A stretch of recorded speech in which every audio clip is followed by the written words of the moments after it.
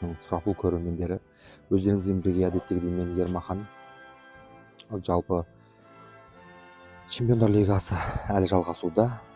Алла қаласа енді 9 желтоқсан күні кешкі сағат 20:30-да, яғни 8:30-да Астана қаласының, яғни елордамыздағы Астана Арена стадионында Чемпиондар Лигасының 6-шы тур ойындары өтеді.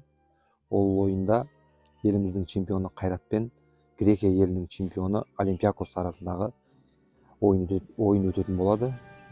Әрине керемет ойын, бірақ енді бізде мүмкіндік жоқ.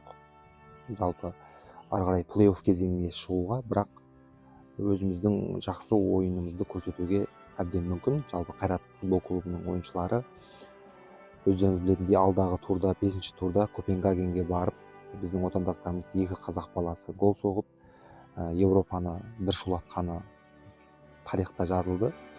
Енді тағы да өзіміздің Астана Аренада Чемпиондар Лигасының гимнін естуге мүмкіндік бар. Сондықтан да барып көрсеңіздер әбден болады, және де Қазспорт телеарнасынан тікелей эфирде көрсеңіздер де болады.